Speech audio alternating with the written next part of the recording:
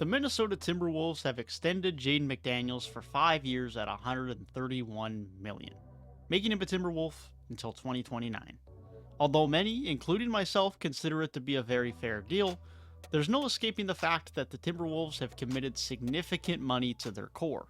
Starting next year, McDaniels will be averaging over $26 million a season for 5 years, and similarly starting next year, Anthony Edwards will be averaging over $40 million a year. Karl-Anthony Towns is on a supermax also beginning next season, which will see him earning over $55 million a year for 4 years, and Rudy Gobert still has 3 years left, making over $40 million a season. Their core four has a lot of talent, and especially in the case of Edwards and McDaniels, it is quite young with a lot of upside. However, this type of financial commitment is significant. Starting next season, it would give them one of the highest payrolls in the NBA, and it would result in them paying the luxury tax for the first time in nearly 2 decades. Given the likelihood of the Timberwolves ownership being reluctant to pay the bill for all 4 players in their core, let's discuss what the future of their core looks like, and most specifically what could be in store for the future of Rudy Gobert and Karl-Anthony Towns. Previous to the extension of Jaden McDaniels, Anthony Edwards received a rookie max extension this offseason, earning himself over $200 million and securing his place as the franchise cornerstone through the next era of Timberwolves basketball. Ant is everything you'd want in a franchise cornerstone. He's a fun personality off the court with great interview answers, but equally as productive on the court. Edwards is very available, having played over 70 games in each of his 3 seasons in the league, and continues to develop into more of a two-way star. Even better, he continues to rise to the occasion when it matters in the postseason. Ant now averages over 28 points a night throughout his 11 career playoff appearances. His playmaking has continued to improve in those moments, as has his defense.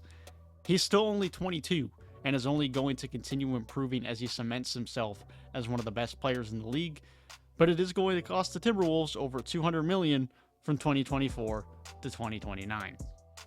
Of course, Jaden McDaniels just received his extension, and although it is a lot of money for someone who only averaged 12 points a game last year, there's many arguments as to why $131 million over the next 5 years is great value for Jaden McDaniels. His offense did improve last year, jumping from 32% from 3 up to 40%, and going from 46% from the field up to 52%. But the offense just scratches the surface of the impact of Jaden McDaniels. He's proven himself to be one of the best wing defenders in the NBA. Man on man, there are very few better than him in the business, and that level of wing production is a valuable commodity in this league. At only 23 years of age, and considering his improvements up to this point on the offensive end, there's plenty of reason to believe in more development offensively. Already last year, we were beginning to see some on-ball offensive creation from McDaniels. There's still plenty of upside for McDaniels whilst already being an elite defensive talent. A similar comparison for his extension is to that of Mikal Bridges. In 2021, Bridges signed a 4-year extension with the Suns, whilst being one of the best defensive wings in the NBA and averaging 13.5 points per game. Attributes very comparable to the current day Jaden McDaniels. Now, of course, you can't compare it to now current day Mikal Bridges, but when the extension was signed, very comparable talents. Mikal Bridges signed an extension for 4 years worth $90 million at the time. Adjusted for the projected 2024-25 salary cap, the season in which Jaden McDaniels' extension begins, and adding a 5th year to that Bridges extension, it would have been a 5-year, $134 million extension. The Timberwolves have locked down their shutdown wing with offensive upside alongside with their future superstar two-way guard and Anthony Edwards. They've locked down, extended, and secured their future of their youth. But with that, will be committing an average of over $65 million a year between the two beginning next season. Previous to the recent assertion of Anthony Edwards, Karl-Anthony Towns has been the franchise cornerstone of the Timberwolves since being selected first overall in 2015. We now sit at a point in Cat's career where he has only played 188 games in the last 4 seasons, compared to only missing 5 in his first 4 years. It also doesn't help that he's on the verge of turning 28. Beginning in 2024 through to 2028, Cat will be paid an average of over $55 million a season. Only Dame, AD, Jaylen Brown, and newly extended Giannis Antetokounmpo are set to be paid more on average. Whilst Cat has certainly earned the right to be considered an all-star caliber center in the NBA, he has certainly not earned the right as a top 5 player in the league, but for the time being, beginning next season, he's going to be paid like a top 5 player in this league. This financial hit alone could be a strong incentive for the Timberwolves to move off of Towns. In the 2024-25 season, the beginning of his extension, he will be paid 35% of the salary cap. That large of a figure makes it impossible for the Timberwolves to keep all of their core 4 whilst maintaining any level of quality depth and avoid the luxury tax. Cat could be the odd man out to keep the books afloat. Despite his large salary, assuming a healthy season this year, Cat is still the best shooting big man in the league and one of the best offensive bigs in the league, and that alone could net the Timberwolves a valuable return if they decide to trade him. Rudy Gobert could be the other man out of Minnesota.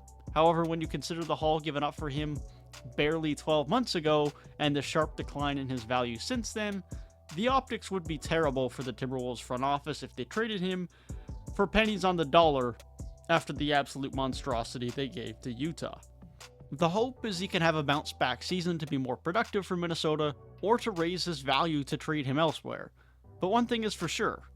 In my eyes, there are 3 options in Minnesota heading into the 2024-25 season.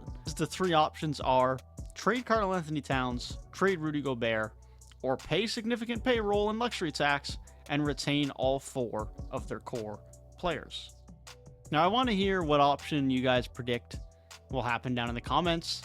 My prediction is that the Timberwolves are not going to pay the luxury tax. This core 4 does not look to be one that is going to come anywhere near dominating the NBA, and because of that does not merit going into the luxury tax for the first time in nearly 2 decades. If on the off chance the Timberwolves make a near finals run or a finals run this season, that may change. But until then, I would predict that someone is going to be traded. And that means one of Cat or Gobert is going to be traded. Neither of the young guys are going to be traded. If I'm choosing, Cat is the guy out of Minnesota. Karl-Anthony Towns likely has the significantly larger value next summer of the 2 big men, whilst also having the significantly larger salary. On top of that, with the commitment to Jaden McDaniels and the trade for Rudy Gobert, I expect the Timberwolves to be building from the defense out. Acquiring, at least in theory, an elite rim protector in Rudy Gobert, and extending the contract of Jaden McDaniels are clear signs in the direction of building an elite defense, and Anthony Edwards continues to show flashes of being an elite defender himself. Trading karl-Anthony Towns could move the Timberwolves back to 1 center, having a little bit more balance in their lineups, while creating a defensive identity with Gobert, McDaniels, and Edwards. Now with this core, the Timberwolves will still be looking to compete, so the Timberwolves aren't just looking for prospects and picks. They'd want some immediate impact back in any karl-Anthony Towns trade. Think a Julius Randle package, possibly in a sign and trade with Emmanuel Quickley next summer for karl-Anthony Towns. An immediate trade option that could arise thanks to the season-long injury of Steven Adams is the Memphis Grizzlies. Now, this likely relies on the Grizzlies being willing to trade Jaren Jackson Jr. or Desmond Bane, which in my opinion is unlikely, nor is it something the Grizzlies should do, but it's nonetheless a situation to monitor. The extension of Jaden McDaniels and Anthony Edwards is significant, and it secures their future of the Timberwolves and places it in great hands. However, it puts their finances in a state of ruin, a state that their ownership is not likely to accept heading into next season as the extensions of Cat, Edwards, and McDaniels begin.